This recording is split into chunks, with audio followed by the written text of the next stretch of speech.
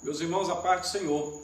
Eu sou o diácono Claudino Machado, esse é o nosso irmão presbítero Maciel Silva e nós estamos mais uma vez comentando a lição da Escola Bíblica Dominical.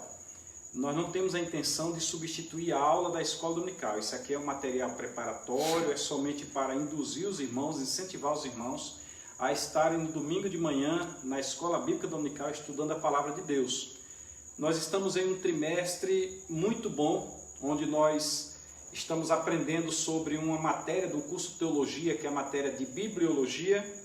O tema do trimestre é a supremacia das Escrituras. Esta é a nossa lição e este é o tema geral. O subtema é a inspirada, inerrante e infalível Palavra de Deus.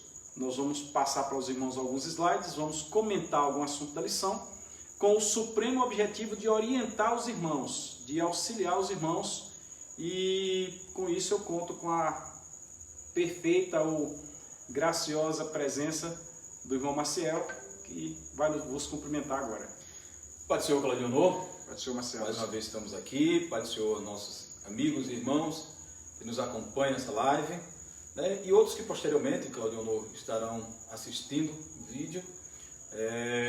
Para nós é mais uma vez um privilégio estarmos aqui, dando continuidade a esse assunto tão importante que é a supremacia das Escrituras. É bom lembrar que esse conteúdo está sendo transmitido agora pelo Facebook, neste momento. Algumas pessoas vão participar conosco, ali já está, se não estou enganado, é a Fran Souza, mas esse conteúdo estará posteriormente no meu Instagram e no Instagram do Maciel e no meu canal do YouTube. Então, os irmãos que puderem, nós não ganhamos nada com isso. Dizem alguns que o YouTube paga quando tem muito comentário, muitos views, etc. E a nossa forma de ensinar, irmãos, é assim, é descontraído, os irmãos já viram. Mas não é o nosso objetivo inicial ganharmos nada. Tudo que nós apresentamos é nosso mesmo, câmera e o que tem aqui é tudo nosso. Mas se os irmãos quiserem compartilhar, quiserem se inscrever lá no canal do YouTube, quiserem mandar para outras pessoas, fiquem à vontade. O conteúdo certamente é um conteúdo muito bom. Nós já cumprimentamos aqueles que estão chegando ao vivo conosco. Nossa lição de hoje, lição de número 4. O título da lição de número 4 é a estrutura da Bíblia. Nós vimos aí as lições 1, 2 e 3. A 1 diz a autoridade da Bíblia, a 2 diz a inspiração divina da Bíblia, a terceira a inerrância da Bíblia. E lembrando aos irmãos que todos os dias, menos no domingo, nós comentamos estas leituras diárias que estão aqui. Hoje, por exemplo, fizemos o comentário de Mateus 24, verso 5. Você pode entrar no YouTube e encontrar o comentário. É um pequeno comentário, é alguma coisa só para alinhar os irmãos com relação à lição do domingo, onde a gente faz até algumas críticas, né? Isso. Então essa é a nossa lição. Vamos então ao nosso texto áureo. Lê para nós, por favor, Marcelo. Texto áureo da nossa lição, Claudionor, diz: E disse-lhes: São estas as palavras que vos disse estando ainda convosco. Convinha que se cumprisse tudo o que de mim estava escrito na lei de Moisés e nos profetas e nos salmos. Lucas, capítulo 24, versículo 44. O texto de ouro da lição seria um texto resumo. Digamos que a lição toda resume-se nesse texto. Ele cita para nós aqui lei de Moisés, ele cita para nós profetas e salmos. O Antigo Testamento que é utilizado lá pelos judeus, ele tem essa divisão. Ele é lei, escritos e profetas. Quando você lê no Novo Testamento, Jesus vai referir-se à lei, aos escritos e aos profetas. Por esse motivo que tem esse texto. Logo, nós começamos a entender que existe uma estrutura. Você sabia que tem gente que não consegue entender a Bíblia porque não sabe distinguir de que ponto da divisão da Bíblia está o texto? Sim.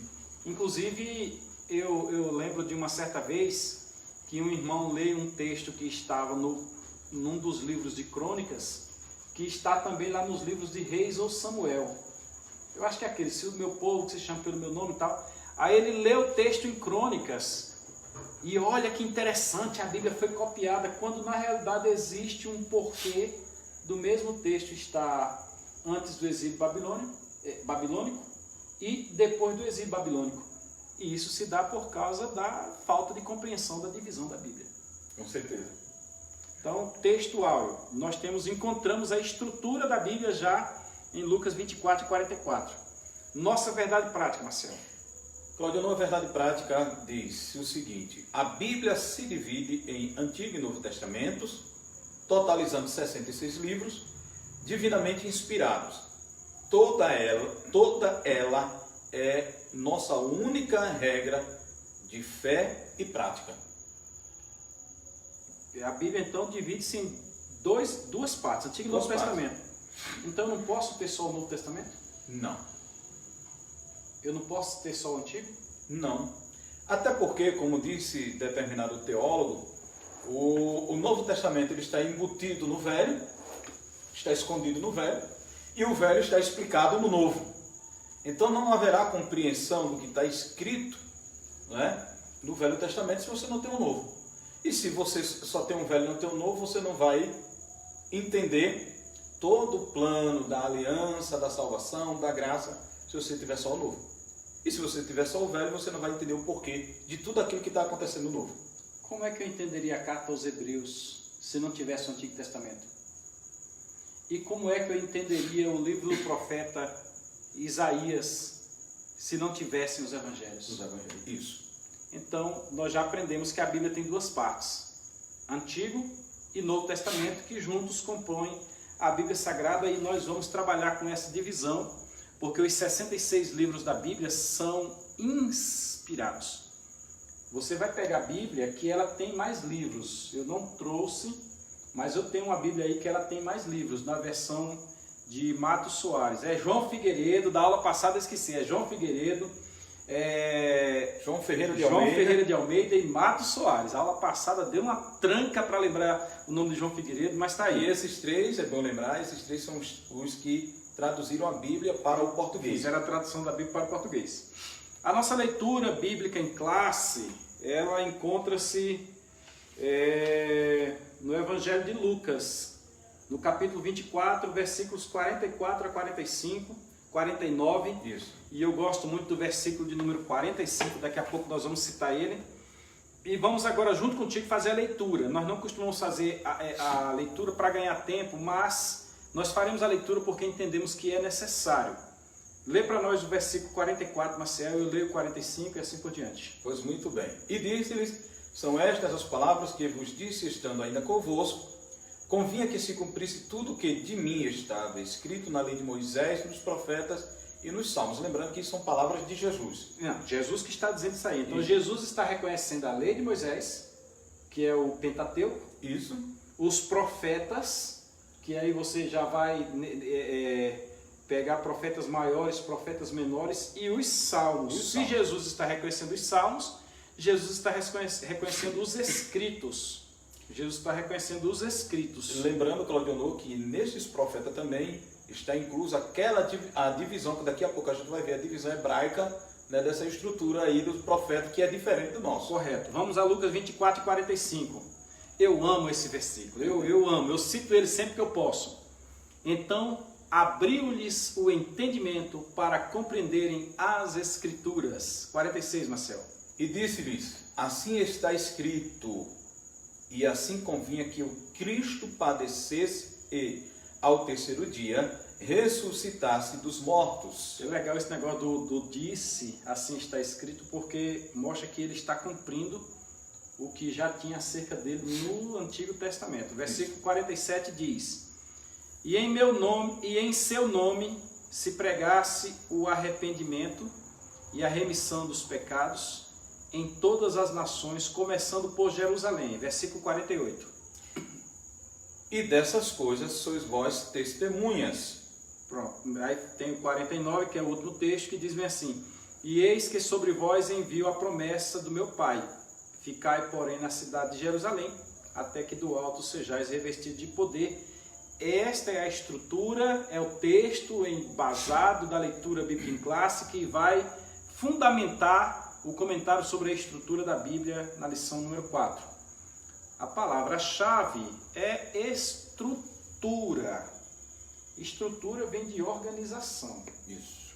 Você já viu uma casa que não tem divisão, você não sabe onde é quarto, nem onde é despensa. De repente você tem comida guardada dentro do quarto. Você não sabe onde é cozinha nem onde é banheiro. De repente está o mesmo ambiente tendo as duas coisas. Ou onde é sala com local de lavar roupa. Então fica misturado. Logo a necessidade que a casa tenha suas divisões. A Bíblia também tem sua estrutura, e uma estrutura lógica. Se você observa a Bíblia pela sua estrutura, você compreende por que o texto bíblico está escrito. Você compreende o momento político de cada um, você compreende o momento emocional de cada um, você compreende o cumprimento de profecias bíblicas de acordo com a estrutura.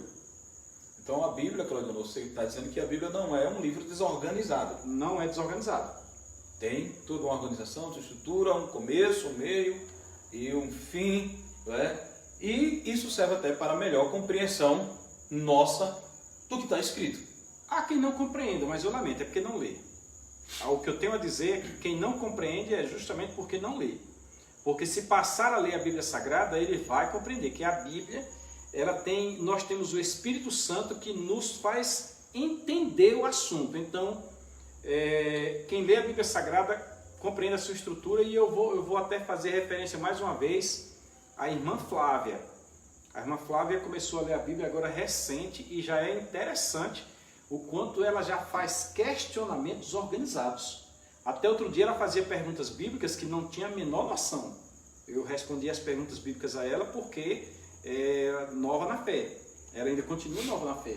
No entanto, já fazendo perguntas estruturadas. Isso é sinal que ela está lendo. Então, a mesma coisa deve ser feita. Devemos buscar compreender a estrutura da Bíblia na leitura dela. Introdução. Veremos como a Bíblia está organizada, a classificação dos seus livros e a canonicidade e as particularidades dos testamentos. Pronto, neste ponto aqui, nós já temos algo interessante que inclusive está no texto escrito da lição, é que o texto da Bíblia foi escrito em hebraico, em grego, alguma parte em aramaico, foi escrito num período de 1600 anos, foi escrito por cerca de 40 homens diferentes, e é interessante que o texto bíblico, conforme nós estamos estudando, é inspirado, inerrante e infalível.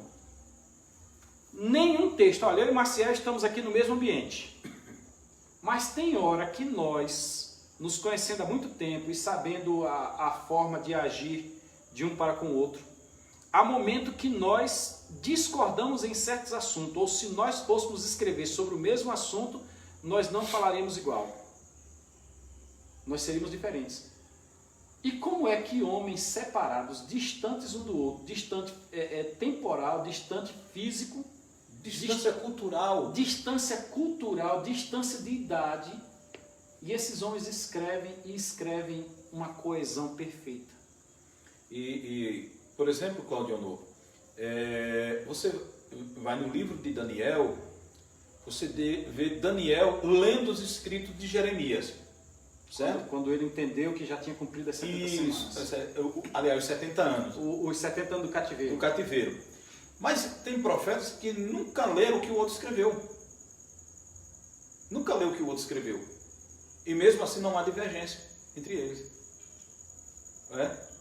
E isso a gente vê o quê? A ação do Espírito Santo, como a gente estudou semana passada na inerrância, a preocupação do Espírito Santo, e esses homens, e o Claudio Honor falou sobre a questão do período de tempo que a Bíblia foi escrita, ali de Gênesis Apocalipse, e lembrando que a maior parte desse tempo, 1600 anos, Claudio Honor, aproximadamente, a maior parte desse tempo foi direcionado no Antigo Testamento. Porque o Novo Testamento ali, um período de 100 anos já estava tudo completo, mas o Velho Testamento, de Gênesis até Malaquias... Não tem nem 100 anos, porque quando o primeiro livro foi escrito... Já passava do ano 50. Alguns acham que foi a primeira carta aos Tessalonicenses. Então Paulo começou a sua obra missionária com aproximadamente 54 anos de idade. Então já foi depois do ano 50. Então um período de 50 e poucos anos. 50 anos, 50 e poucos anos. O Antigo Testamento levou cerca de 1000 anos, mais de 1000 anos. É, porque tem um período interbíblico de 400 e poucos anos. E aí, irmãos, como é que esse texto todo fecha? Como é que esse texto todo bate um com o outro? É neste sentido que nós queremos chamar a atenção dos irmãos para o fator organização. A Bíblia não erra, a Bíblia é inspirada, a Bíblia é infalível e a Bíblia está organizada. Inclusive, a organização da Bíblia, nós vamos ver daqui a pouco, tem a atuação da Septuaginta. A Septuaginta foi uma reunião de 70 homens para, em 70 dias, numa biblioteca lá do Egito. Esta semana eu estava estudando sobre o Egito com o meu colega de trabalho, Dr. Eric Freitas. Um abraço ao Dr. Eric. E das maiores bibliotecas que existiam na época estava no Egito, e justamente a Bíblia... Seria de Alexandria? A Biblioteca de Alexandria. E a Bíblia foi traduzida justamente no Egito, é a tradução dos 70. E eles não só traduziram como organizaram também o texto bíblico, colocando cada um no seu devido lugar. A nossa lição está dividida em 3 partes. O primeiro ponto, como a Bíblia está organizada. O segundo ponto, o Antigo Testamento. E o terceiro ponto é o Novo Testamento, mas eu não estou encontrando ele escrito aqui. O Novo Testamento, está aqui, o Novo Testamento. Então esses são os 3 pontos da nossa lição. Primeiro, o professor, o aluno, o irmão vai falar sobre a organização geral da Bíblia. Depois ele vai falar da organização do Antigo Testamento. Depois ele vai falar da organização do Novo Testamento. Ele precisa se ater ao tema. Vamos lá, pode continuar, Marcelo. Claudio, antes de entrar na questão da organização da Bíblia, aqui de fato na lição, é bom chamar a atenção dos nossos amigos que nos assistem, da necessidade de a gente ter esses livros organizados juntos, que além de ser um milagre, é uma necessidade para nós, né, a reunião desses escritos, justamente por conta de que chega a transmissão da mensagem, da palavra de Deus, para os homens, ela passou por alguns estágios, né? Começou lá no Éden, quando a Bíblia diz que na viração do dia, todos os dias Deus vinha e falava com o homem. O homem pecou, perdeu essa comunicação, e então todo conhecimento que se tinha de Deus, ou que Deus falava para alguém, havia uma transmissão oral. Uma transmissão oral. É chamada tradição oral, né? Isso, tradição oral. Naquele tempo, isso a gente está falando dos tempos lá, que remontam a Noé, né, Adão, aquele tempo ali. Só para interessar alguém aí, eu tenho uma live aí no YouTube, a língua que falavam Adão e Eva. Busca aí, coloca a língua que falava Adão e Eva. Corajoso, hein? A língua que falava Adão e Eva. Tá lá e coloca lá, Cláudio no Machado, que vocês vão... Só por curiosidade, era a língua dos anjos? Era uma língua diferente. Era uma língua diferente. Então, gente, é o seguinte, então, a transmissão oral, a tradição oral, naquele tempo, por exemplo, as pessoas viviam mais de 500 anos. Então, o que alguém ouvia hoje, por exemplo, que eu falasse para Claudionô hoje, Claudionô, daqui a 500, 600 anos estaria transmitindo. Com a redução da idade, e, aliás, para você que nos assiste agora, ainda há pouco nós fizemos uma live, né, que já está disponível, sobre o que não está escrito, o que está escrito na Bíblia. A primeira parte, né? Na primeira parte, falando sobre ali Noé, sobre a construção da arca, nós mostramos na Bíblia que Deus reduziu a idade do homem para 120 anos. Então, já começou essa dificuldade de transmissão, porque o tempo de vida do homem foi reduzido. E houve um momento em que a transmissão oral, ela passou a ter dificuldade. Então, o que se falava já corria o risco de em pouco tempo se perder. E então veio a escrita. Até porque lá atrás, em tempos remotos, tinham pessoas específicas para fazer esses comentários. Quando nós vamos para o contexto dos gregos, 2 nomes são chamados a atenção, que é o Homero e o Hesíodo. Homero e Hesíodo eram aqueles que eram, como é que eu vou dizer, as excelências em comentar a mitologia grega.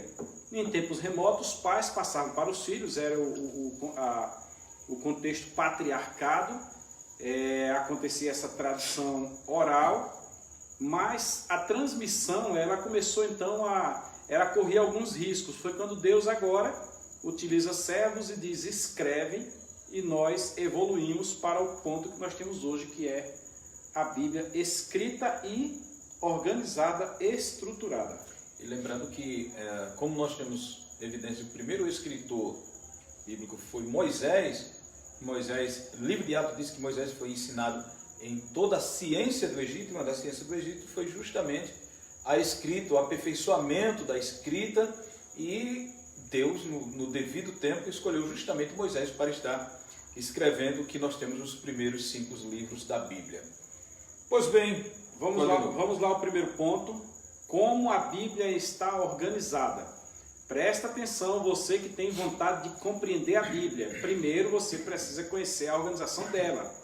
Eu tenho vontade de aprender a tocar. Eu primeiro preciso entender a organização das notas musicais, do que são notas naturais, do que são acidentes e assim por diante. Depois que eu aprendo isso numa forma teórica, aí eu transmito aquela ideia para o instrumento. Eu começo a estudar a mecânica do instrumento para, na sequência, partir para a prática, partir para os exercícios, etc. Você precisa entender como a Bíblia está organizada. Depois que você tiver essa teoria, você vai estudar a Bíblia, folhear a Bíblia, e você vai cada vez mais compreendê-la melhor. Vamos à frente então. O primeiro item vai falar sobre a definição do termo Bíblia. A palavra Bíblia significa livro. Os cristãos passaram a usar o termo Bíblia, livros, para referir-se ao conjunto de livros inspirado por Deus. Certo. Então, Claudionor, o nome Bíblia, a palavra Bíblia não está na Bíblia. A palavra Bíblia não está na Bíblia, correto. Mas ela significa livro ou bíblo, na realidade, né? Livro é bíblo. Então, cada um livro da Bíblia é um bíblo. Os vários bíblos juntos formaram uma Bíblia. Nós vamos comentar aqui na frente, mas a Bíblia já foi escrita até em velinho. Sabe o que é o velinho? Explica pra gente. Velinho era aqueles animais natimortos. Aqueles que nasciam mortos. Aí pegavam o couro do animal e preparavam, e ali tinha as primeiras escritas em velinho, era um couro muito macio. Nós temos fragmentos de textos da Bíblia em barro, né? Nas escolas, os meninos, tipo que uma escrita com uniforme, usavam barro. E aí evoluiu, chegou ao papiro, ao pergaminho, ao papel. Inclusive a imprensa da Bíblia foi por um cristão, John Gutenberg. Segundo a história, ele fazia parte dos Johns da Idade Média. John Patton, John Rose, John Gutenberg. Olha que negócio. E ele fez a imprensa da primeira Bíblia. Então, nesta circunstância, nós aprendemos o que é o termo Bíblia. E que remota, segundo a lição aqui, Claudionor, esse termo, no ano 150 depois de Cristo, esse termo já passou a ser usado. Tá? Então não é algo novo, não é uma inovação do nosso tempo. A própria lição aqui nos diz que já no ano 150 depois de Cristo, esse termo Bíblia é uma coleção de pequenos livros, é o que chamamos de uma biblioteca portátil, né? A Bíblia é uma biblioteca que você tem nas suas mãos. Já começou, então, a ser usado. Então, primeiro que não está escrito na Bíblia, você não vê essa expressão, mas ela passou a ser utilizada pelos cristãos para se referir a esse livro que nós temos, que é a palavra de Deus. Eu sei que é um privilégio. Até parece, desculpe a prepotência, mas até parece que a Bíblia foi escrita para nós que vivemos hoje 2022. A Bíblia parece que foi escrita para nós. Por exemplo, você gosta muito de citar aquela profecia de Isaías 66:8. Isso. Que cumpriu-se em 1948, quando Israel se torna nação independente. Quem viveu antes de 1948 não viu o cumprimento de Isaías 66:8. Verdade. Eu gosto de citar o texto de Apocalipse que diz que quando Jesus vier, todo olho verá. Porque João disse que quando ele vier, todo olho verá. Está lá no livro do Apocalipse, João viu e registrou. Mas, Maciel, quem viveu antes do aparelho smartphone, celular independente, inteligente, smart inteligente, um fone inteligente, não teve esse privilégio, Maciel. Os irmãos que viveram séculos atrás aí, esses irmãos, pela fé, eles anunciavam o que nós hoje temos aqui abertamente, declaradamente. Então, esta Bíblia, esta biblioteca, eu tenho a prepotência de dizer que foi um livro preparado exclusivamente para os nossos dias. Outro detalhe, Claudio, também, por exemplo, quem viveu até 2020, recente, 2021, já partiu, não verá, por exemplo, o cumprimento de algo que já está para nós agora em 2022. Quando lá em Apocalipse fala, Claudio, que foi dado a imagem, vai ter a imagem da besta, e a essa imagem foi dado o poder de falar. Aí eu quero deixar uma deixa, a redundância, né? Uma deixa aí para os nossos amigos, dá uma estudada sobre o metaverso. O que é o metaverso? Dá uma pincelada aí. Uma pincelada do que é o metaverso. O metaverso ele é um mundo digital, né? O fundador lá do Facebook, ele inclusive o Facebook mudou de nome, é Meta. O metaverso o que seria? É um mundo digital, por exemplo, vou citar um exemplo aqui, tá? Eu e Claudionor, nós estamos fazendo essa live. Eu estou aqui na residência do Claudionor fazendo essa live. Com o metaverso, lá onde eu estou, na minha casa, Claudionor aqui, nós vamos utilizar um aparelho, por exemplo, colocar um óculos, tá? E conectado a um computador, e nós vamos, através disso, criar uma sala digital, e vai ser criado tipo um avatar. Nós vamos ter um ambiente como esse aqui digital, e vai instalar o meu avatar, o seu avatar, e nós vamos interagir.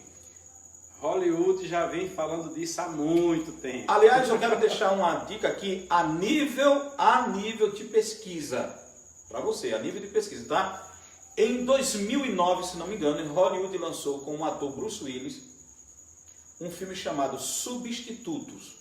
Substituto é o título do filme e ele já falava do metaverso. Não com essa expressão. O substituto é aquele que as pessoas ficam em casa e... Isso, e se conectam a um aparelho. E as máquinas é quem vão trabalhar. Na verdade, não são as máquinas. É como se fosse o avatar da pessoa. Sim. Vai para o trabalho, faz todo o trabalho. É um mundo digital. Seria tipo Matrix. Só que ele comanda pela mente. Pela mente, entendeu? Então, vai ser criada a sua imagem. A sua imagem vai ser criada. Percebam que a imagem que João viu lá atrás está em Apocalipse, que falaria, que teria feições, etc., não teria condição de acontecer se não fosse nos dias atuais. Então a Bíblia realmente é feita para os nossos dias. Para quem viveu até o início dos anos 2000, década de 90, 80, o que imaginava quando lia isso? Que alguém ia fazer escultura, né? Com a aparência do anticristo, e Satanás ia lá entrar naquela escultura e aquela escultura iria falar. Hoje nós já vemos, né, como as coisas estão andando para que essa profecia se cumpra. Muito bem. Então, definição do termo Bíblia, biblioteca. Vamos ao segundo item do primeiro ponto, que fala o cânon da Bíblia. Maciel.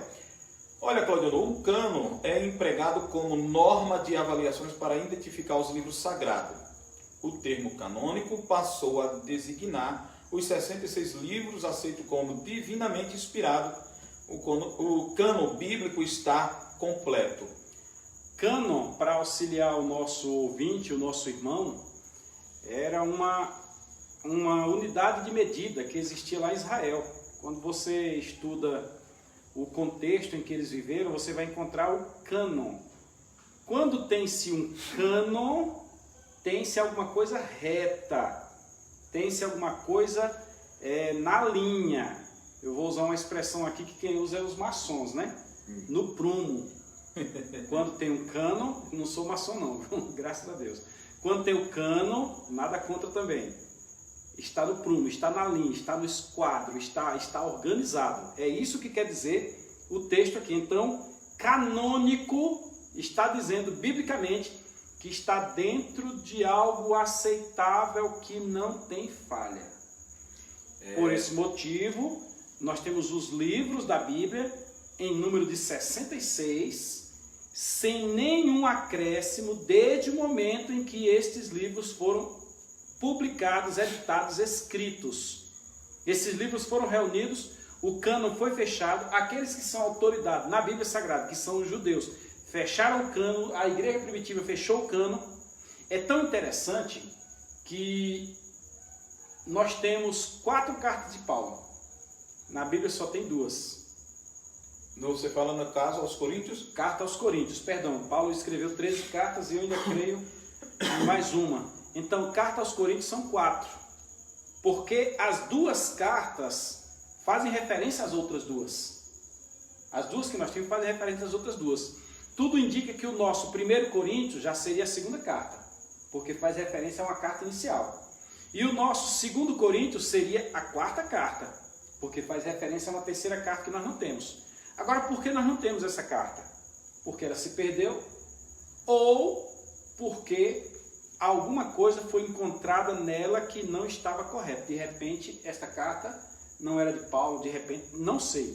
De sorte que o cânon fechou e se hoje aparecesse mais as outras 2 cartas, não fariam parte do cânon, porque o cânon bíblico está completo, está perfeito. Então, Claudino, você está dizendo que para os nossos amigos entender melhor que não havia só esses livros. Não havia só esses livros.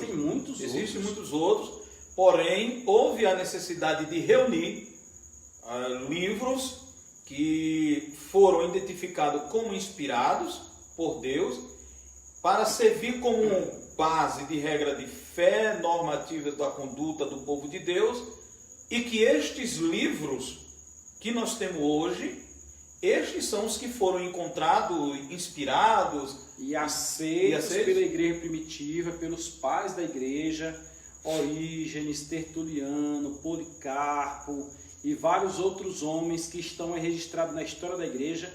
Estes homens em concílios reconheceram que estes livros são os livros canônicos e fechou. Muitos outros existiam. Evangelho de Barnabé, Apocalipse de quem é que tem o Apocalipse? Apocalipse de Pedro, isso, parece. Sim, Apocalipse de Pedro. Então, mas esses livros não foram achados canônicos. Tem livros que têm nomes de outras pessoas, inclusive os livros que foram incluídos na Bíblia Católica, na versão católica que nós comentamos semana passada, foram livros do período interbíblico. Livro lá, como Eclesiástico, que disse que a autoria é de Salomão, quando Salomão viveu séculos atrás.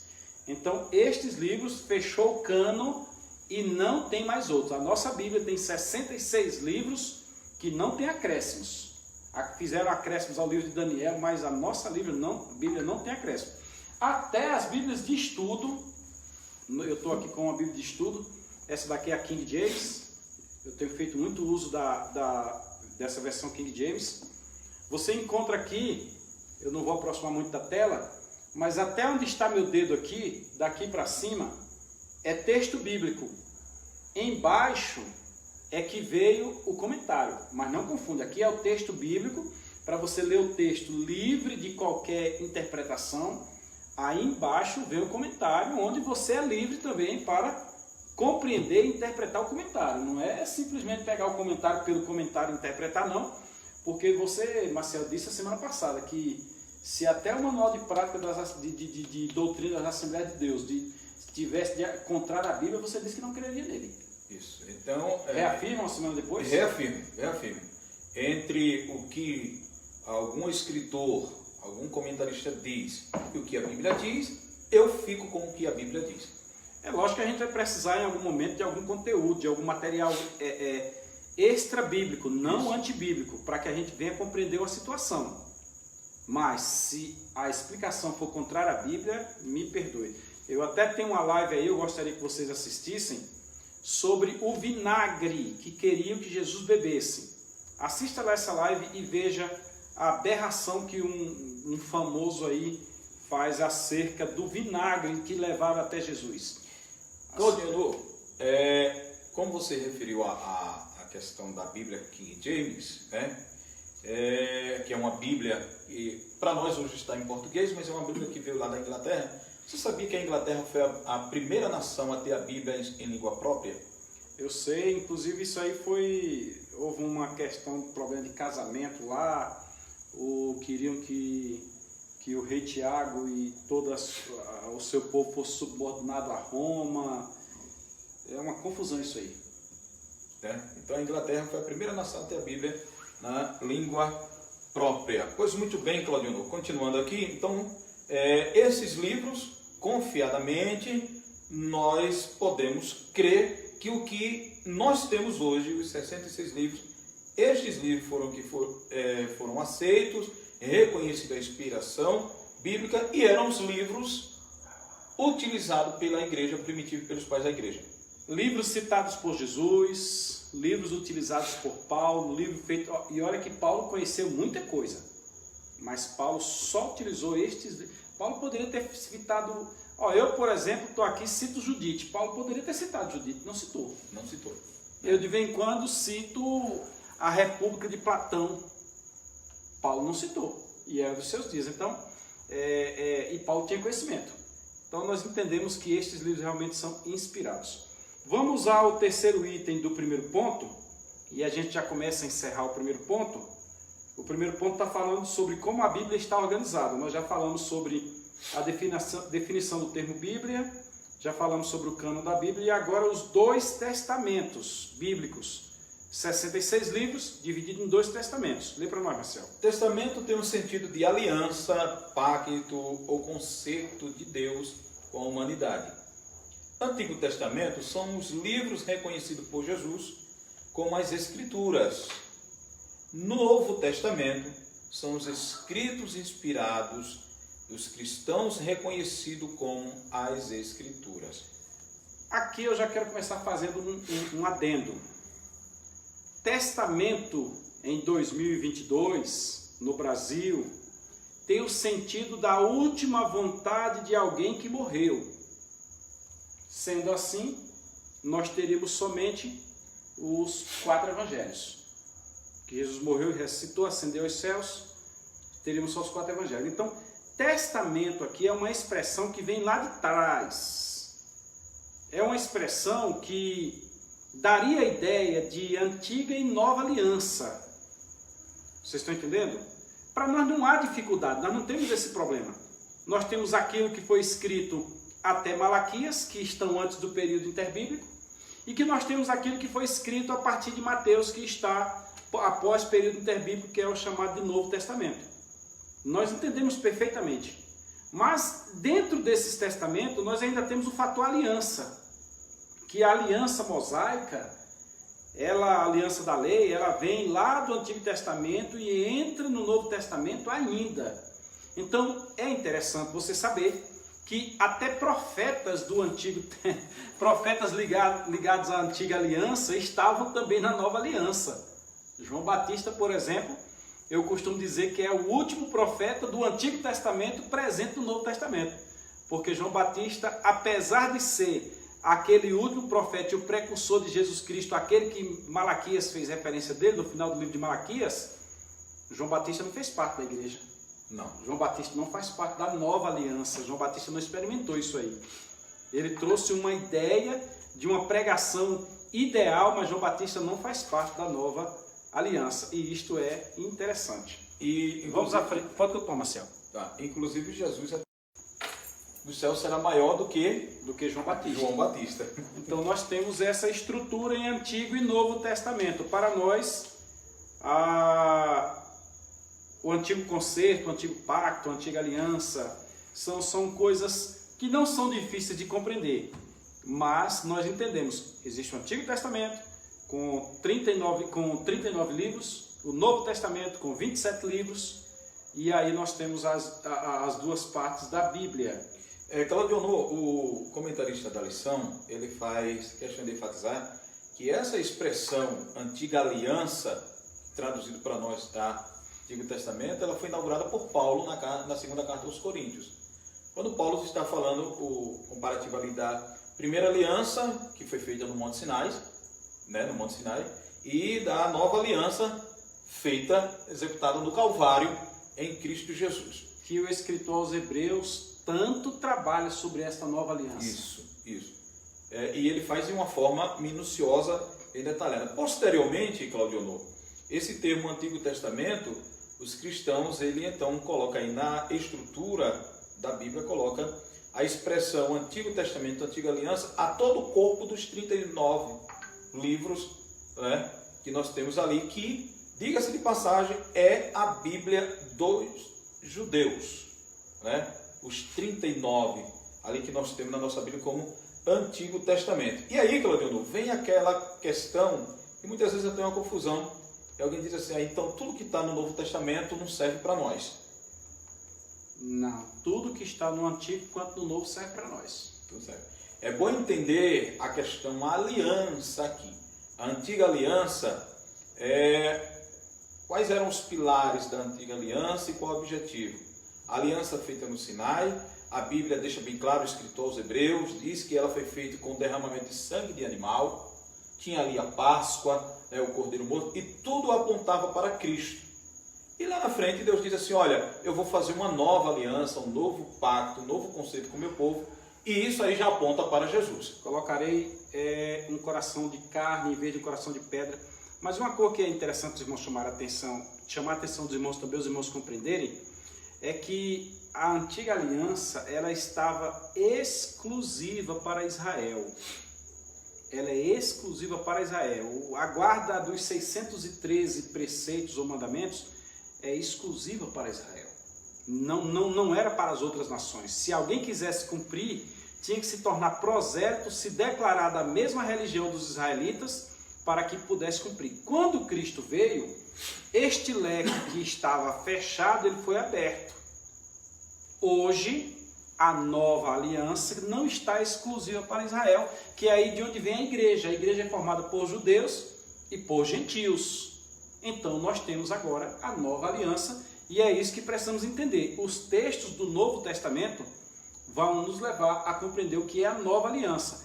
A escravidão da lei e a liberdade em Cristo. Cristo pagando a cédula que era contra nós nas Escrituras, cravando-a na cruz e nos dando esta liberdade. E é neste sentido que nós vamos encontrar dentro do Novo Testamento. E outra questão, Claudionor, por exemplo, existem promessas no Antigo Testamento que ela é para Israel e se estende à igreja, né? E existem promessas, e a maioria delas é só para a nação de Israel. Então, quanto à questão da lei, o que devemos fazer ou não, que serve para nós ou não do Antigo Testamento, é bom lembrar que a lei ela estava dividida, Claudionor, em leis civis, morais, cerimoniais, que estas apontavam para Cristo. Então, a lei foi dada quando a formação de uma nação de Israel, uma nação física. A igreja é uma nação espiritual, que é o corpo de Cristo. Todavia, nós não podemos menosprezar o que está escrito na nova aliança, né? E como o Claudionor falou no início, não podemos só ter, enquanto igreja, dizer assim, não, só vou me preocupar com o que está no Novo Testamento. De forma nenhuma. O que está lá escrito atrás também é palavra de Deus. É verdade. Então, como síntese do primeiro ponto da lição, nós temos que a Bíblia divide-se em 2 testamentos, divinamente inspirados, que são o Antigo e o Novo Testamento, compondo 66 livros, todos eles canônicos. Vamos ao segundo ponto da nossa lição, para que nós possamos dar seguimento. O segundo ponto da nossa lição vai falar do Antigo Testamento. Os livros do Antigo Testamento, a abreviação AT, a classificação dos livros do Antigo Testamento estão em Pentateuco, que são os 5 primeiros livros, históricos, 12 livros, poéticos, 5 livros, e proféticos, dividido em profetas maiores, que são 5 menores, 12 livros. A divisão utilizada pelos judeus estava dividido como lei, profetas e salmos. Olhe, para você entender o Antigo Testamento, aqui tem uma figurinha interessante. Aqui tem a figura como está dividido o Antigo Testamento. Lá estão os 5 livros da lei, aqui estão os livros da história, os livros poéticos e os livros proféticos, alguns livros maiores e alguns livros menores. É assim que a Septuaginta organizou a Bíblia no Antigo Testamento. Livros da lei, Gênesis, Êxodo, Levíticos, Números e Deuteronômios, os livros escritos por Moisés, são chamados de lei, são chamados de Torá e são chamados de Pentateuco, 5. Esses são os livros da lei. Se você quer encontrar preceitos da lei, onde é que surgiu a lei mosaica, você vai para estes livros. Inclusive eu tenho anotado os 613 preceitos da lei, cada um deles. Tem coisa que está no Novo Testamento, eu quero saber, eu não vou em outro canto, eu vou nesses livros. Também você tem a segunda classificação, depois da lei você vai para a história. História de quem? Do Maciel? História minha? Não, história de Israel. Isso. A nação de Israel. Como é que surgiu a nação de Israel? Aí você vai ver a história, começando com o livro de Josué, o livro de Juízes e assim por diante. Então você vai... o livro de Esther, se não me engano, né? Exatamente. Até o livro de Esther. Você vai ter a história, você vai passar pelo período de Samuel, isso. Os livros de Samuel, os livros de Reis, os livros de Crônicas, que são escritos posterior ao cativeiro babilônico, o livro de Esdras, Neemias e o livro de Esther. Inclusive na Bíblia Católica, Esdras e Neemias é primeiro e segundo Esdras. Você vai encontrar aí, você vai entender a história de Israel, a história dos reis, Davi, o grande rei, o período do Reino Unido, Saul, Davi e Salomão, o reino dividido, o filho de Salomão e assim por diante. Você vai encontrar como é que Nabucodonosor levou esse povo para o cativeiro e assim por diante. Depois você vai ter os livros poéticos, a poesia daquela época, a cultura daquela época, o grande livro de Jó, a história de Jó, que está no livro, ele faz parte dos poéticos. Isso. Você vai ler o livro dos Salmos, você vai ler o livro dos Provérbios, você vai ler o livro de Eclesiastes, você vai ler o livro de Cantares. Cantares, isso. É Cantares. Cantares é o último ou é o penúltimo? Eclesiastes, Cantares. Eu acho que Cantares é o último. Se não for, me perdoe aí. Você vai entender uma poesia naquilo ali. Você vai entrar nos profetas, Marcel, e nós vamos entender quem era profeta, quem não era, quem é que estudou na escola dos profetas, quem não estudou na escola dos profetas, quem é que profetizou no norte, quem é que profetizou no sul. Eles são maiores e menores pela quantidade de literatura produzida. Aí fica fácil para você compreender a estrutura da Bíblia. Se você pegar, já pensou? Você começa a estudar só os profetas do norte, que maravilha. Profetas que estão profetizando do lado norte, para Israel, depois que o rei dividiu. Profetas do lado sul. Então, é assim que está dividido o Antigo Testamento. E como Marcel disse, esta é a divisão utilizada, e este Antigo Testamento dividido, utilizado pelos judeus, conforme nós lemos lá no texto áureo, é lei, profetas e salmos. Legal, né? Vamos ao próximo item, que é o item 2 do segundo ponto. Ele fala sobre a canonicidade do Antigo Testamento. Vai, Marcelo. Existem 3 fatores na avaliação de um livro canônico. Primeiro, a inspiração divina. Certo. Né? Se houve inspiração divina ali naquele escrito. Segundo, o reconhecimento do povo de Deus. Terceiro, preservação pelo povo de Deus. Ou seja, é inspirado? Encontrou subsídio ali que indica que aquele livro é inspirado? Ok. Reconhecimento do povo de Deus. O povo de Deus reconhece aquele escrito, aquele livro, não é, como sendo inspirado por Deus? Ok. E a preservação? Tem uma parte que está lá em Atos, que me chama muita atenção, no capítulo 15 de Atos, quando alguns irmãos ou pseudo-irmãos, ligados ainda ao judaísmo, ou seja, judaizantes, saíram de Jerusalém e foram até Antioquia da Síria. E lá em Antioquia eles perturbaram os irmãos com a questão de ter que circuncidar, ter que guardar a lei, ter que guardar o sábado, e mesmo assim aceitar Jesus para poder ser salvo. E o pior não é isso. O pior é que eles disseram que estavam lá mandados pelos líderes da igreja. Aí os irmãos mandaram uma carta e disseram, olha, eles disseram que foram enviados por nós, mas nós não enviamos. Então, muito livro foi produzido.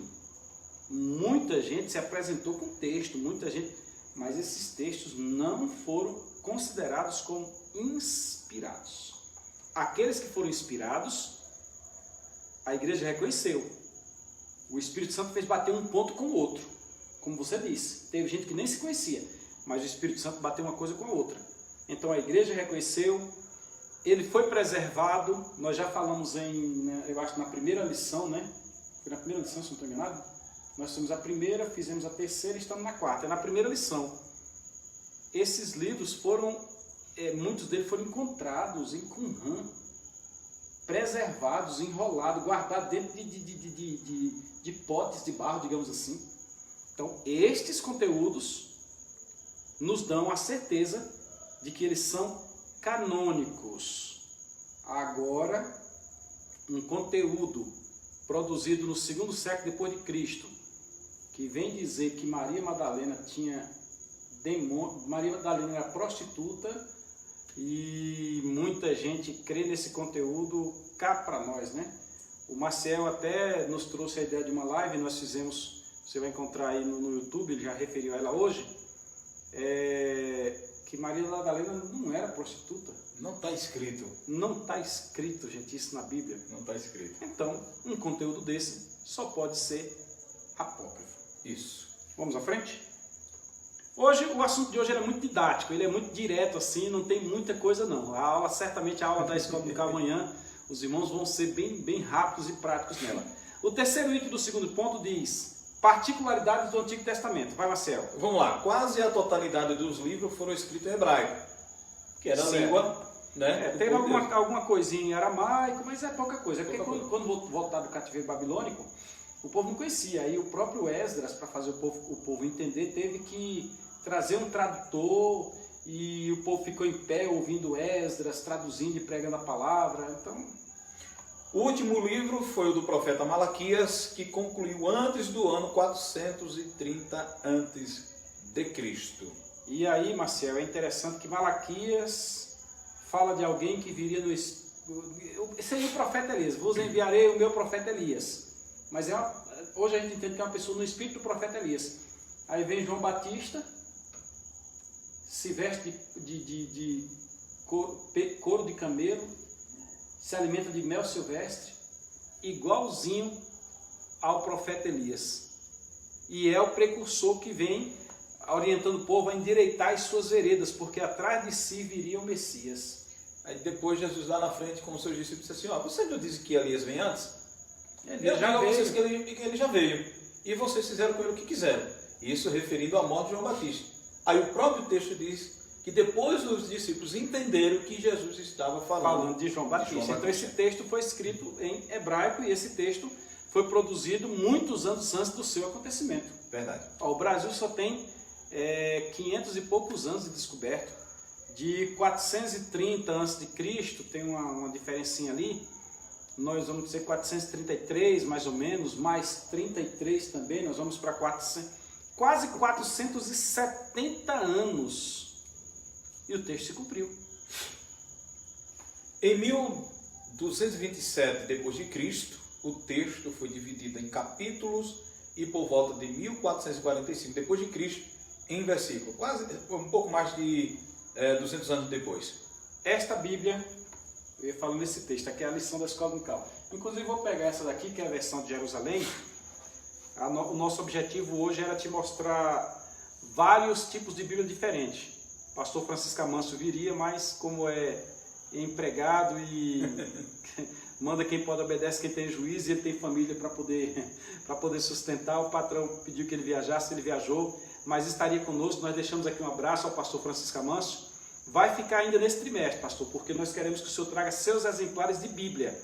Pastor Francisco Amâncio, daqui em Luiz Eduardo Magalhães, é a pessoa que eu conheço com mais exemplares de Bíblia Sagrada. E ele virá nos mostrar as Bíblias dele e vai nos explicar. Essa Bíblia tem essa peculiaridade, aquela peculiaridade. Essa daqui, por exemplo, é uma das Bíblias mais próximas do original.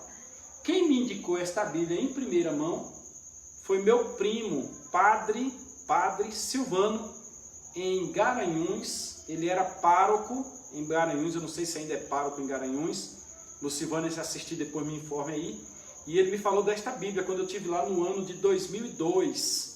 Aí, posteriormente, o pastor Dejarlan ali em Barreiras disse, olha, tem uma Bíblia que eu estou analisando, muito boa também, a versão muito boa, me indicou e conseguimos adquirir, digo para os irmãos. Então, este texto que nós temos aqui, ele não era dividido em capítulos até 1227. Isso da nossa era. Da nossa era, irmãos. Imagine aí os pais da igreja, os irmãos no período das catacumbas. Imagine aí os irmãos na época que começou a Inquisição. Esses irmãos sofreram sem ter a Bíblia dividida como nós a temos. E eles encontravam os textos, Marcelo. Então, Claudio, você está me dizendo que, por exemplo, quando Paulo ele lia, digamos, o profeta Jeremias, ele não dizia assim, hoje eu vou ler o capítulo tal, o versículo tal de Jeremias. Moço, quando Jesus foi ler Isaías, achou-se onde estava escrito tal texto. Era enrolado, Marcelo, era o rolo. E os judeus ainda hoje eles não tocam, eles têm uma mãozinha de ferro assim, onde indica assim o local. Achou-se onde estava escrito. Eu não sei se Jesus abriu naquele, porque não tinha. Abra aí Isaías capítulo tal, não tinha isso, não tinha. Isso foi em 1227, quando o texto veio ter capítulos. E em 1245, quando veio ter versículos. O texto foi rolando, parou, leu o texto, Jesus disse, hoje cumpriu-se essa profecia. Quando Paulo comentou sobre isto, respondendo sua pergunta, não era dividido como nós temos hoje. Hoje a gente tem a Bíblia. Eu precisei de um texto ali nesse tanto com o Maciel. Eu peguei a Bíblia, joguei lá e apareceu o texto. Isso é maravilhoso, irmãos. Mas, infelizmente, eles não tinham isso lá no Antigo Testamento. Inclusive, por exemplo, quando Moisés escreveu os seus livros, ele colocou aqui, livro de Gênesis, livro de Êxodo. Não tinha nem título os livros, viu, irmãos? Não tinha os títulos foram colocados depois, né? Depois. Então, vamos lá. Ainda dentro de particularidades, não vai dar para a gente comentar agora, mas a gente tem o maior versículo da Bíblia, o menor versículo da Bíblia, nós temos o maior livro da Bíblia, o menor livro da Bíblia. Inclusive o menor versículo tem uns quantos que parece que é o menor, né? Jesus chorou e o segundo. Tem até na lição se referido aí, não mintas, que o nome não mate. Uma tradução está não matarás e outra não mate. Aí muda, né? De uma passa. Mas é o mesmo contexto. O versículo central da Bíblia e assim por diante. O maior capítulo da Bíblia que é o 119, o Salmo 119. Isso. E assim por diante. Outra peculiaridade que eu gostaria de referir aqui, Claudio, é quanto à epígrafe dos textos bíblicos. É bom lembrar, gente, que também não estava no original. O mais conhecido tema, né, dos capítulos. Você encontra, inclusive, Claudio, posteriormente, esses temas de texto trouxe até algumas discussões, inclusive a questão das referências. Por exemplo, você lê uma passagem em Mateus e ali no início do texto tem a epígrafe do texto e tem as referências mostrando em Mateus, em Marcos, em Lucas, e às vezes acontece alguma confusão na mente de algumas pessoas. Por exemplo, Claudio falou semana passada aqui sobre Bartimeu, né? E você olhando o texto, você vai encontrar que em algum lugar está escrito que Jesus foi entrando em Jericó e outro Jesus foi saindo. Alguém disse, peraí, mas tem erros aqui na Bíblia?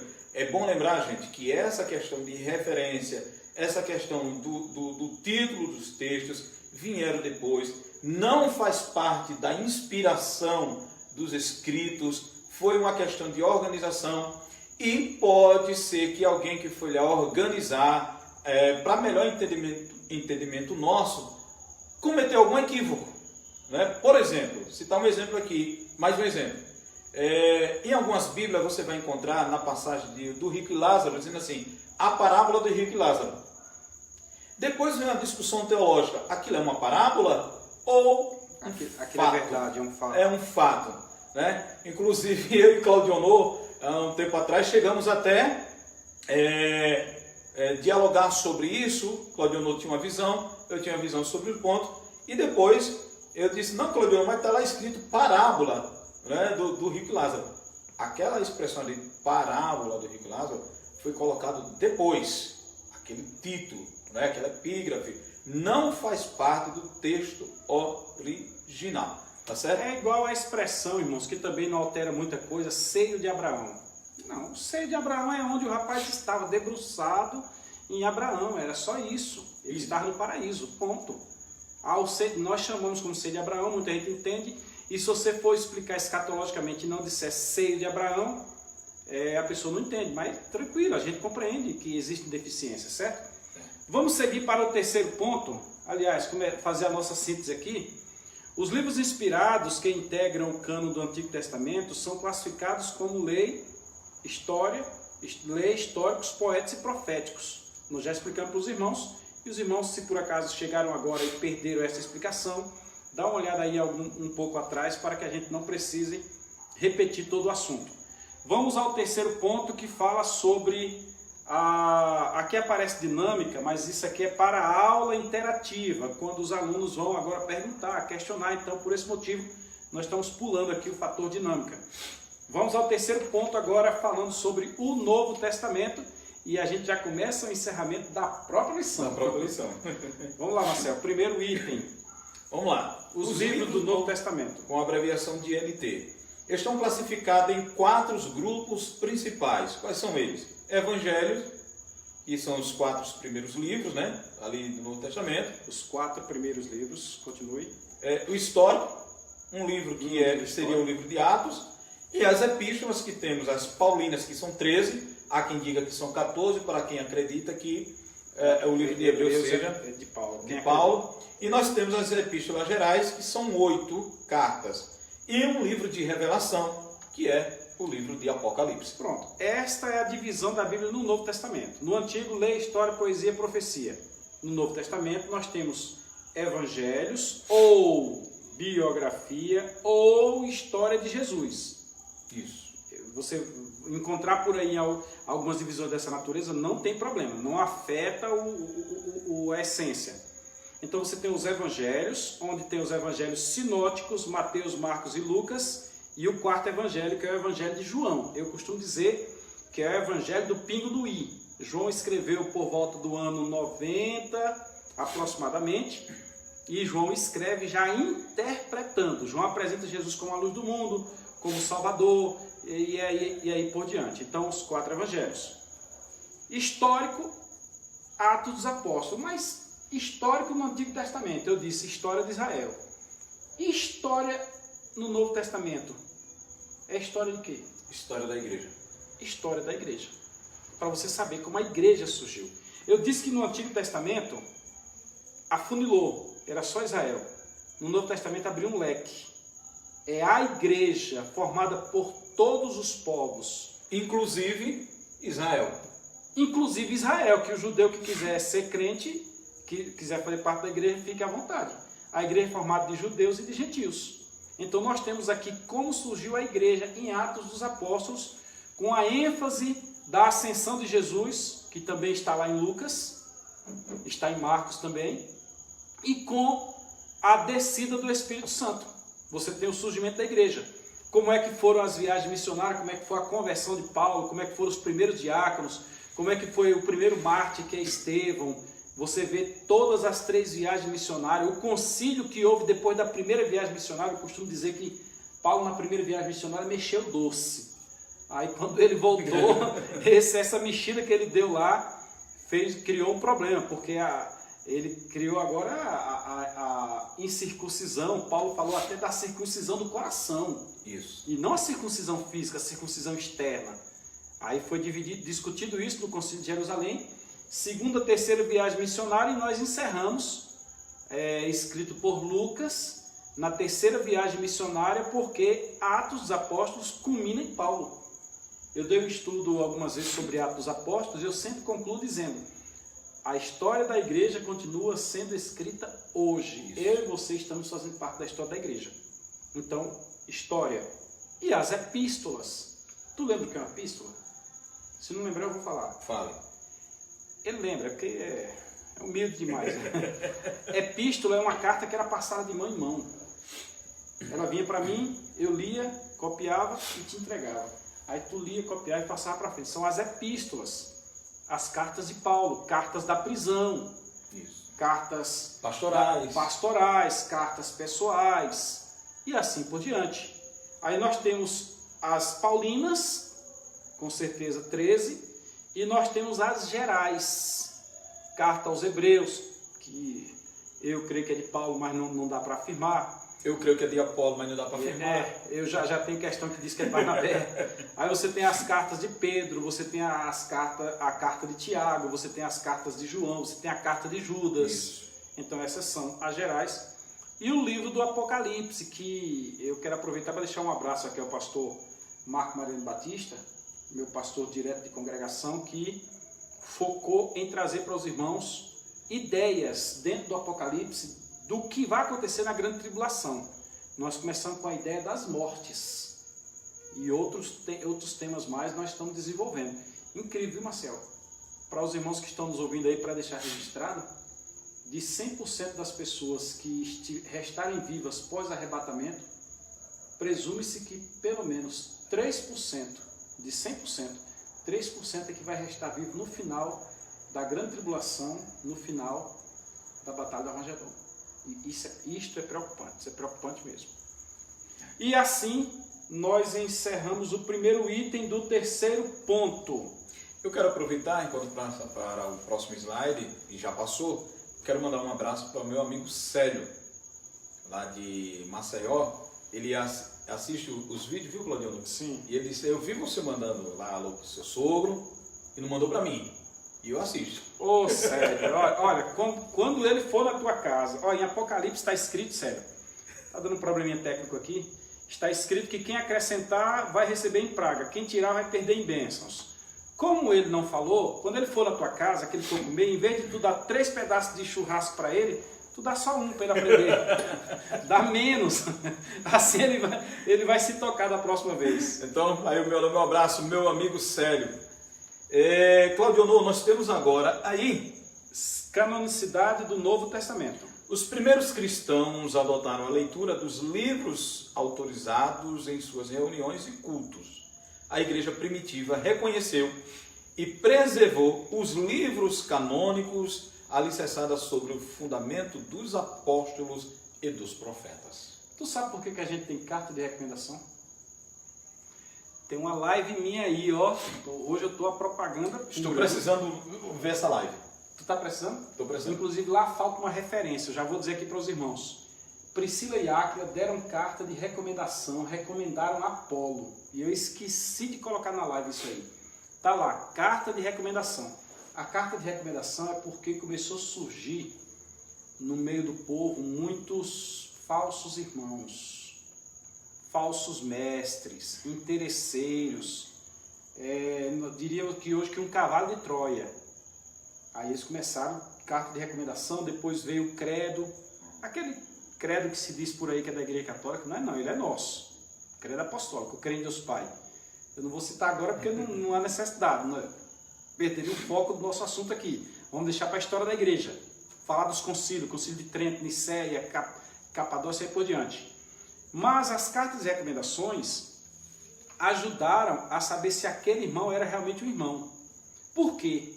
Porque de repente aquele irmão vinha e trazia um texto. E o texto não era canônico. O texto vinha assinado por fulano de tal e fulano de tal nunca assinou. Paulo em algum momento disse bem assim, veja com quão grandes letras eu escrevo. Porque ele está dizendo que era ele que estava escrevendo. E quando ele não escrevia, ele dizia, parece que é Tértulo, né? Uhum. Manda um abraço para vocês, manda um cumprimento a vocês. Neste sentido, a missionária Márcia já está por ali de novo. A primeira pessoa que eu faço referência hoje é a missionária Márcia. Um abraço aos demais que nos acompanharam aí. Neste sentido, irmãos, a igreja primitiva foi quem validou as cartas. Tipo assim, não, essa letra não é de Paulo. Não, essa letra não é de Apolo, essa letra não é de Barnabé, essa letra não é de Priscila, essa letra não é de Áquila. Essa letra não é dos apóstolos, não é de Tiago, não é de Pedro. Por esse motivo, a igreja, os primeiros cristãos adotaram a leitura dos livros autorizados, que foram autorizados nas reuniões e nos cultos. Eles utilizavam nas reuniões e nos cultos livros que foram autorizados. Até porque, eu recordo que Tu chegou em que ano aqui, Luiz Eduardo? 2004. Por volta do ano 2000, o pastor Senilson, um abraço ao pastor Senilson, ele era pastor ali depois de Botirama. Senilson era pastor por ali, aqui na Bahia. O Senilson apareceu aqui na igreja com uma revista, a revista Defesa da Fé. E a revista não foi recebida na igreja. Naqueles dias o pastor Edivan estava viajando e a irmã Edna, que morava no fundo da igreja, me chamou. E o obreiro que tinha lá, em 99, isso eu acho que foi em 99, o obreiro que tinha lá, fui eu, e me chamou, me entregou e disse: só dá uma lida nesse conteúdo, que o irmão quer vender essa revista amanhã aqui, e a gente só pode autorizar se esse texto aqui tiver de acordo. Vai que era uma heresia. Sabedoria da irmã Edna, para que eu deixe a parte do Senhor também. Aí eu peguei a revista, levei para casa, analisei toda a revista, eu foi maravilhado com o conteúdo do ICP. Maravilhado. Aí no outro dia, irmã Edna, o conteúdo é top. Aí a revista foi vendida, e este princípio deveria ser cuidado ainda hoje. Lá atrás os irmãos fizeram isso e o texto fechou. Hoje em dia você não sabe nem de onde o camarada é. Você não sabe nem qual princípio o camarada tem, nem o que ele fez. O camarada chega e prega. Eu vou parabenizar, eu não vou citar o nome, mas vou parabenizar algumas igrejas que ainda fazem este critério. Analisar quem está chegando, qual é o conteúdo, qual é a ideologia do camarada, porque o camarada chegar, Marcelo, e soltar uma heresia na igreja, quem perde é a igreja. Com certeza. Então, livros, a autenticidade dos livros vem porque os irmãos que conviveram naqueles dias, por exemplo, se tu mandar uma carta para mim, eu sei se é verdade. Porque eu sei a minha linha de relacionamento contigo. Entendeu? Então, naqueles dias, os irmãos... Então, você está dizendo, Claudionor, que os livros que nós temos hoje no Novo Testamento, esses livros já circulavam na igreja primitiva. Circulavam, muitos outros circularam, seus exemplares, etc. E os irmãos foram reunindo, até chegar ao ponto de entender: não, tira esse aqui fora, tira aquele fora, tira aquele outro. Não, esses aqui são os livros. Aí, num concílio futuro, os irmãos fecharam o cano da Bíblia. Inclusive, a título de curiosidade, tem os críticos da Bíblia, que diz que a Bíblia foi adulterada, diz que a reunião dos livros se deu em Roma, para justificar que a igreja romana adulterou. Dizem que foi Constantino. Um abraço mais uma vez ao seu... A semana passada, o seu Jeová estava assistindo a gente, caladinho. Eu fiquei sabendo no outro dia que ele estava assistindo. Se estiver assistindo, um abraço, seu Jeová, agente de trânsito Luiz Eduardo Magalhães. Um abraço a todos os agentes de trânsito. Gosto de vocês demais. Carrega aqui no meu peito. Aí nós vamos para a história, Claudio, e a gente vê que os primeiros concílios, depois de Jerusalém, aconteceu na África. Nada a ver com Roma, gente. Nada a ver. As primeiras discussões da igreja foi acerca do gnosticismo dentro da igreja. Isso. O gnosticismo trouxe uma ideia torta e os irmãos então passaram a afinar essa ideia. O infeliz do Ário levantou dúvida acerca de Jesus Cristo e levantou dúvida acerca do Espírito Santo. Ário era aquele que dizia que Jesus era um semideus? Ário é esse rapazinho mesmo, gente boa.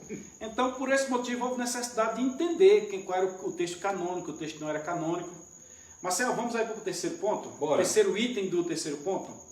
A particularidades do Novo Testamento. Nós vimos particularidades do Antigo, agora particularidades do Novo.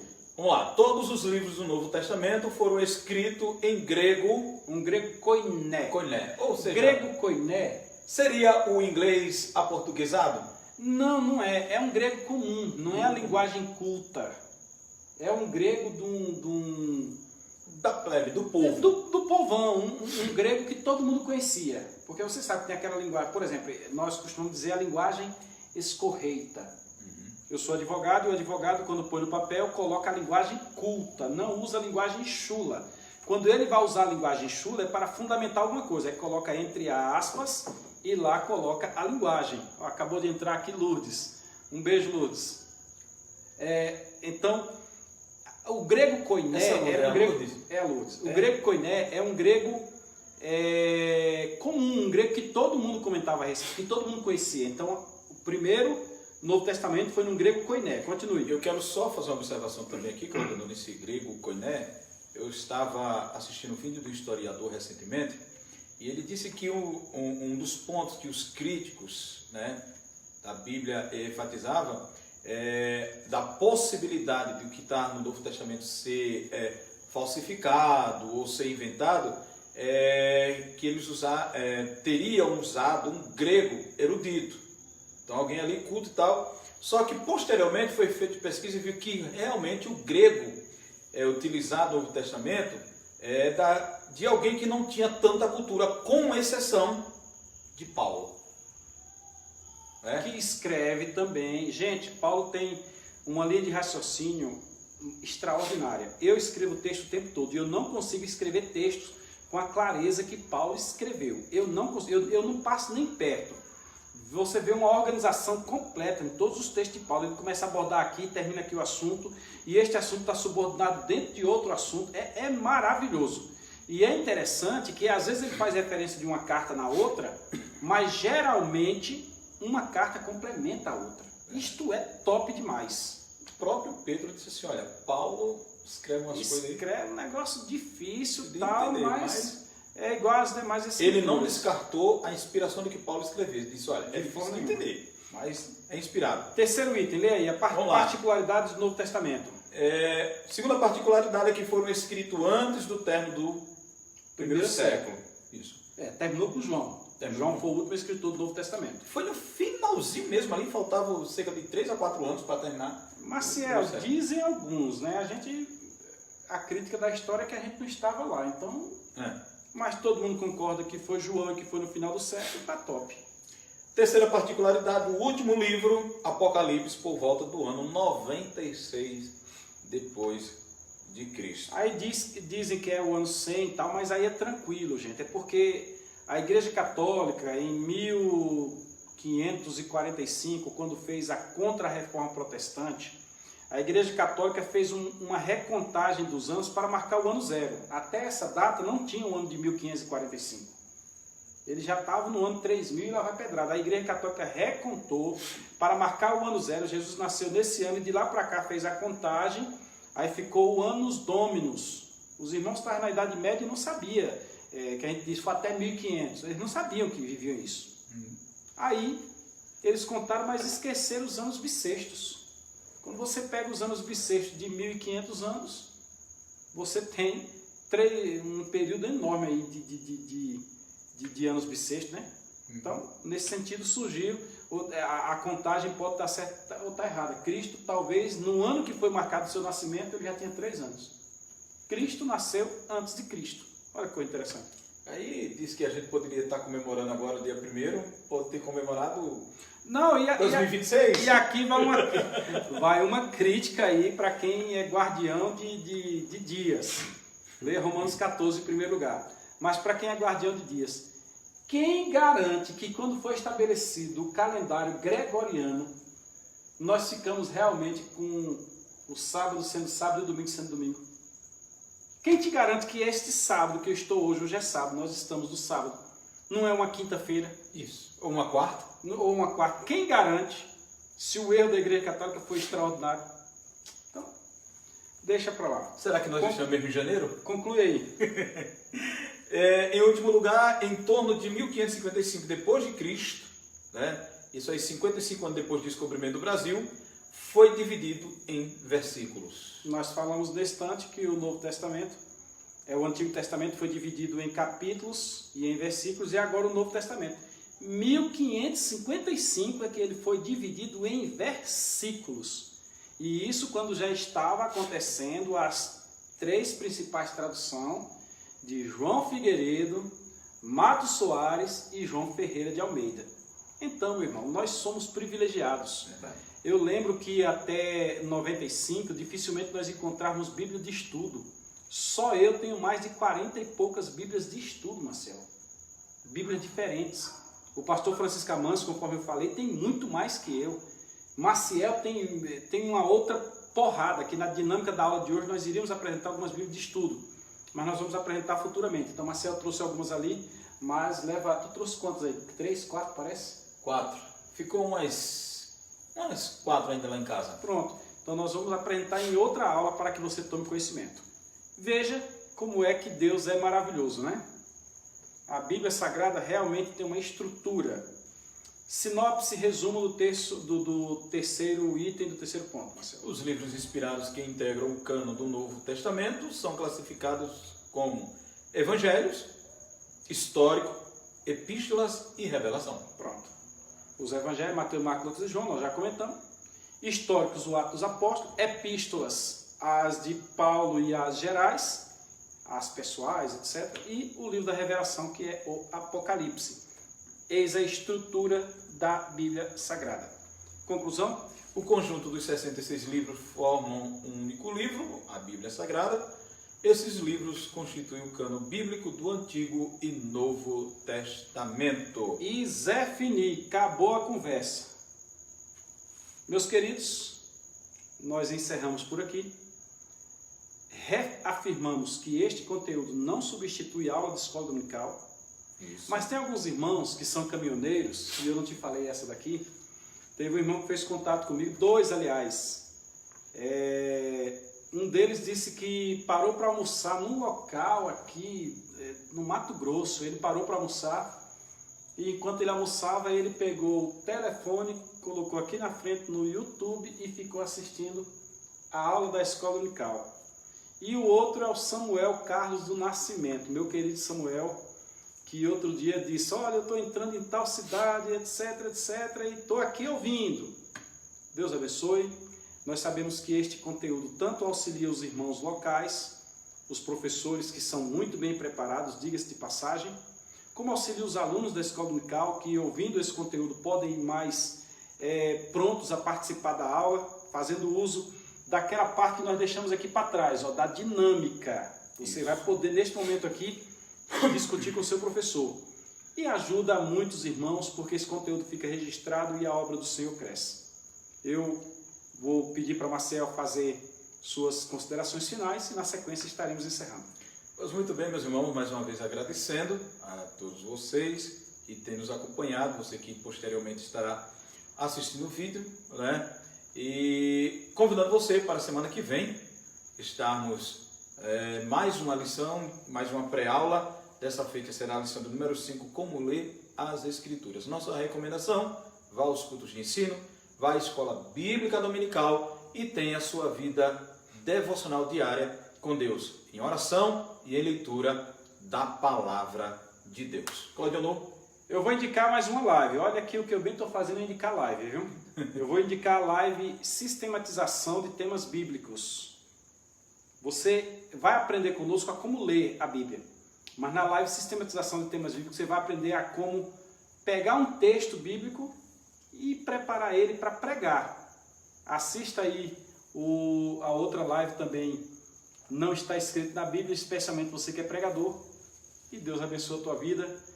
Fiquem todos na paz do Senhor. Marcel, a paz do Senhor. Paz do Senhor e querendo Deus, semana que vem tem mais. Em nome de Jesus.